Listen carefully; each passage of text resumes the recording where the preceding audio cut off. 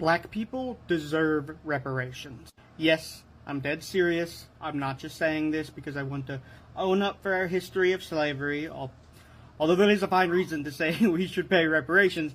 I'm saying that because America has an outstanding debt to all black Americans born in this country. We owe black people, and I'm willing to bet you all have no idea how much. So I'm going to break it down for you. I'm not making only an emotional and moral argument here. I just think it's the logical thing to do. So if you're Republican, Democrat, and especially if you're white, please hear me out. White people are the largest demographic of people that oppose reparations. So you can head into the comments and call me a white traitor or a suck up to black people or whatever you want. All I ask is that you hear me out first. I'm going to break down the history of this real quick so I can make sure we're on the same page. The vast majority of African Americans that are born in America are descended from slaves. I'm talking like 90%, a massive number. African Americans were enslaved for nearly 250 years, from 1619 to 1865. Over 2 centuries that an entire race of people was enslaved, and their descendants right now are your lawyers, your law enforcement, your teachers, and yes, they were once your president. But we abolished slavery, right? So what's the problem? Bro, so much. After slaves were freed nationwide, General William Sherman met with 20 black pastors in Georgia and asked them one simple question: what do you want for your people? These pastors argued that they didn't want to live among white people because it would take years for racial prejudice to dissipate, and they wanted their own land that they can till by their own labor where they would be safe. Sherman agreed and signed Field Order 15. The order was supported by Abraham Lincoln, and it reserved 400,000 acres of land for freed slaves. That's all the way from South Carolina, like Charleston, to Florida. However, 4 months later, Abraham Lincoln was assassinated, and not too long after that, Abe Lincoln's replacement, Andrew Johnson, revoked the order. After it was revoked, freed black slaves were fucked. They had no money, no land, and were incredibly impoverished. Most ended up going back to working, the white man's land, and that was called sharecropping, and the conditions there were only slightly better than slavery. Some black folks became landowners, but it was incredibly rare. It makes you wonder what would have happened if Lincoln lived. The racial divide in our country would be entirely different. Slavery doesn't end with sharecropping either. Legal slavery continued until the 1930s. It was called convict leasing, and to put it simply, black folks would be arrested en masse on trumped-up charges, then have them working in the same fields in the same conditions they had as slaves. So slavery didn't end in 1865. In fact, it's not even been 100 years since slavery ended. In fact, slavery still exists in our prison system today. But I'm going off topic getting into that. What's important to remember is that we enslaved black people for centuries and had them build everything for us. And I mean literally everything. They built our roads, our buildings, our infrastructure. America is a land entirely built on slaves, and anyone who tells you different either doesn't know the truth or is lying. The Smithsonian was built by slaves. Harvard was built by slaves. The Capitol building was built by slaves. The White House was built by slaves. And so much more. It's not figurative. We literally owe the black people in this country. We've got an outstanding bill to pay these people. We've said we're sorry and promised to pay multiple times, but every time we fuck these people over. We don't just owe the slaves that died, we owe their heirs. And we have paid out reparations to people before that have been damaged by things that are not their fault. And those payments go out to their heirs. Black people of today are absolutely still affected by racial injustice rooted in slavery. There is so much more to this argument, and I encourage you to learn more about the history of reparations and slavery if you're interested. But instead of focusing on that, I want to say something else. I don't think the reparations discussion will ever be solved logically. I think it will always have to come from the heart and explain why it's the right thing to do. And so I want to speak from the heart for a second. I was raised in the South, and I truly love this place. It's something that I don't talk about often because I think my friends would make fun of me for it, but I love it. I love back roads and country music and living in a small town. I love sweet tea, and I'm always blown away when I travel other places and they don't have... You know what I mean. I may not always act like it, but I really love this place. But here's the thing. I was raised to notice injustices and think critically, to respect authority, but not to revere it, not to let power get to your head and that greed will steal what truly matters to you. So why is it, when I look around at this place I love, all I see is that same greed, injustice, and unchecked authority everywhere? And it's being used to put these people down, time and time again. And I just can't shake this feeling I have deep down that we've done these people wrong. There's no two ways about it. I'm not supposed to be on this land. I am not supposed to be here because so many had to die for me to be here. And if I had to trade my existence to make those things right, I would. I don't deserve to be here, but I am. And slowly, I realize that feeling guilty about this does nothing. I'm not the one who made any of those decisions, but just like how black people have to wear the history of their ancestors on their skin, so do we. We are at fault. And that's why I think reparations is just the right fucking thing to do. And don't give me about the shit about that we can't afford it or it's not realistic. It is. So many people smarter than me have come up with plans for reparations that are realistic and affordable. It's not just about making the right decision. So many people can rest if we do this. The blood of our history can rest if we just do what's right. Thank you guys for hearing me out. Longer than usual. If you waited this long, you can head into the comments and call me a libtard if you want. And I'd love that. Peace, guys. Guys, welcome back to my YouTube channels. My name is Tim Tesi Reaction. Kindly for watching me for the first time, remember to subscribe, like, share and comment. So guys, I want us to continue watching this video of white people. White people have come out and admitted about the black people reparation. So reparation is the compensation that white people must compensate we as the black people. But up to now, nothing has been happened. So kindly guys, let's watch these clips up to the end, then I'll come back with more reaction. States balk at the idea of paying reparations to black Americans who descended from slaves. They disagree with the Bible. Reparations are a form of compensation or restitution made to those who have suffered injustice, particularly those in cases of racial inequality, discrimination, and slavery. The idea of paying reparations to black Americans is not a new one. It has been a topic of discussion for decades, if not centuries. However, it has gained renewed attention and support in recent years, following the resurgence of the Black Lives Matter movement and the growing recognition of systemic racism in American society. As a Christian, I believe that reparations are not only a matter of justice and equity, but also a reflection of God's character and values. In the Bible, we see numerous examples of God's concern for the oppressed, the marginalized, and the downtrodden. From the Israelites' liberation from slavery in Egypt to the ministry of Jesus among the poor and the outcast, we see a consistent theme of God's love for those who are on the margins of society. One of the key biblical principles that underlie the idea of reparations is the concept of restitution.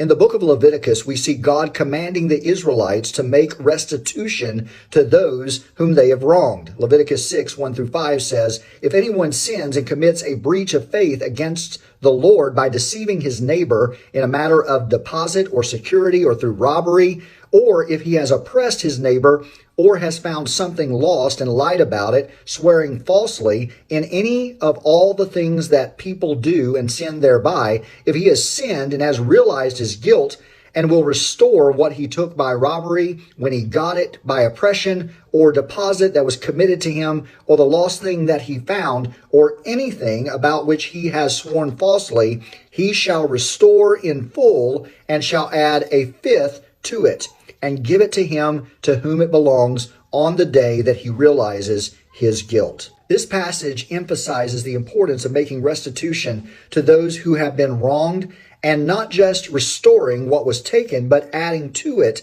as a form of compensation. This principle of restitution can be applied to the issue of reparations to Black Americans who have suffered centuries of enslavement, discrimination, and systemic oppression. Another biblical principle that supports the idea of reparations is the concept of Jubilee. In Leviticus 25, God commands the Israelites to observe a Jubilee every 50th year, during which all debts are forgiven, all slaves to be set free, and all property to be returned to its original owners. This was a radical idea of economic justice designed to prevent the accumulation of wealth and power in the hands of a few and to ensure that all members of society had equal access to resources and opportunities. The idea of Jubilee can be seen as a model for reparations in that it seeks to address the root causes of inequality and oppression rather than just treating the symptoms. By forgiving debts, freeing slaves, and returning property, Jubilee seeks to create a more just and equitable society, one in which everyone has the opportunity to flourish. As a Christian, I believe paying reparations to Black Americans is only a matter of justice and equity, but also it is a reflection of God's values and character. Through the biblical principles of restitution and Jubilee, we see a model for how we can address the historical and systemic injustices that have plagued our society for far too long. While the issue of reparations is complex and contentious, I believe that as Christians, we have a responsibility to seek justice. Why does a person that never was a slave deserve compensation from a person that never owned a slave? Bank of America and much of the U.S. financial system were built on the profits from slavery, using enslaved people as loan collateral and even owning them when debts weren't paid. These same institutions, which grew into billion-dollar corporations from the slavery of our ancestors, continue to uphold systems of institutional racism that today prevent Black people from building generational wealth. The horrors of slavery didn't end with emancipation. They left deep scars that still shape the lives of Black people today. This inherited trauma, known as post-traumatic slave syndrome, is rooted in generations of violence, ripped apart families, and stolen identity. It continues to affect mental health, family relationships, and the overall well-being of Black people. The U.S. government has paid reparations to Japanese Americans interned during World War II, and even Americans held hostage in Iran.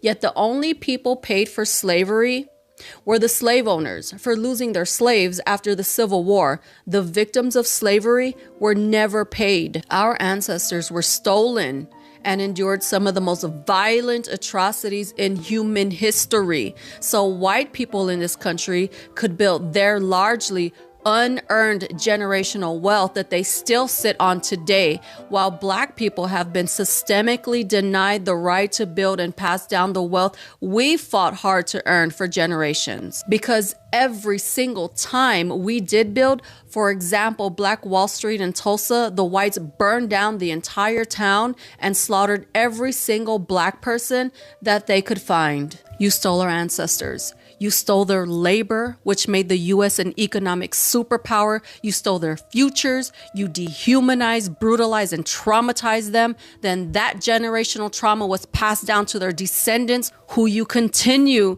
to traumatize and brutalize with your systems of oppression put into place to limit and prevent us from creating generational wealth. And you refuse to dismantle your systems of oppression because that would be admitting that white prosperity was built on Black suffering. But you still owe for the centuries of unspeakable atrocities, because reparations are not charity. It's an unpaid debt that you owe.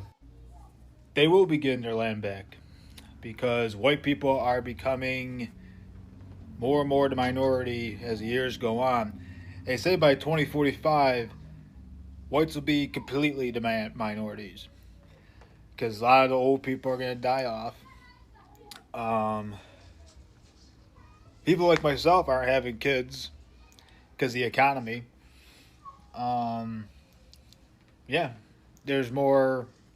There's actually more interracial relationships nowadays.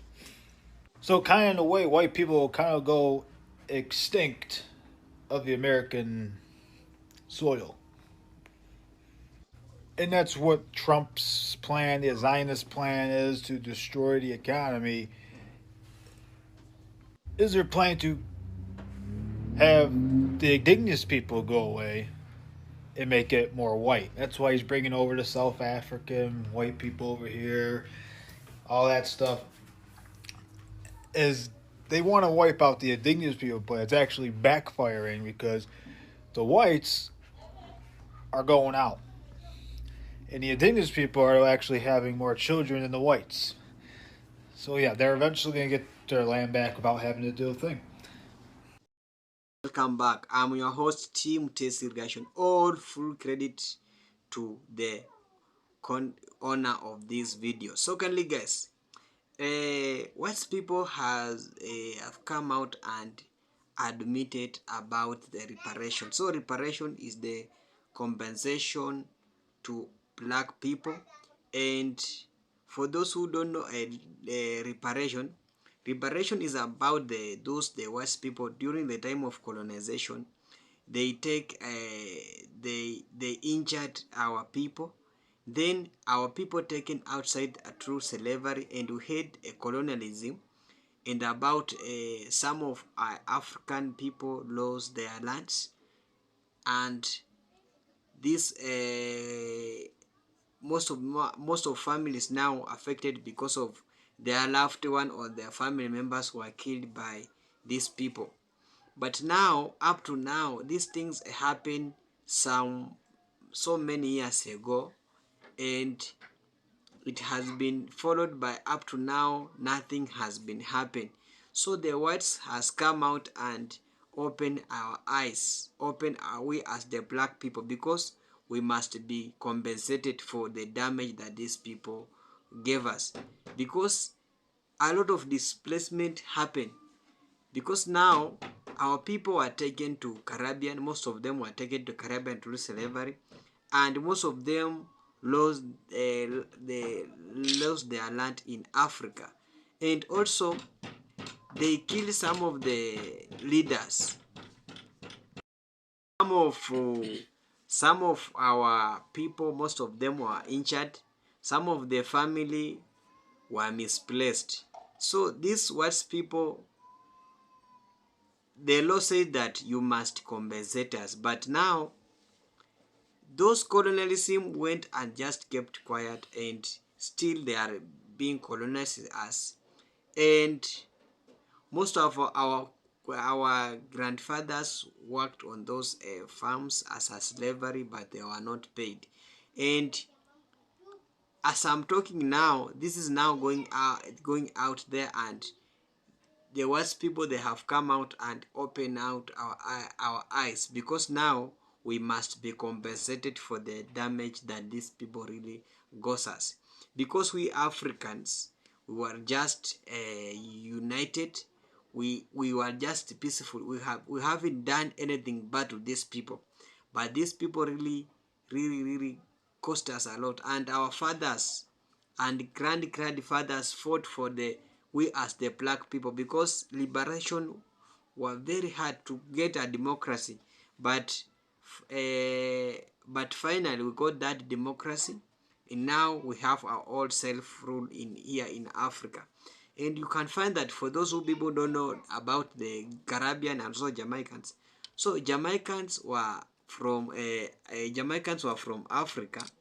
They were just taken as the slavers. So you can imagine how these people left their families and go to occupy the Caribbean islands. You find that it's so painful. So these people, they must compensate us before they start talking to we as African. They must compensate for that damage. So guys, I want to see in comment section interaction about these reparations, because it's now, we were just quiet, but the worst people, they have now come out and open our eyes that we Africans, these people must compensate us.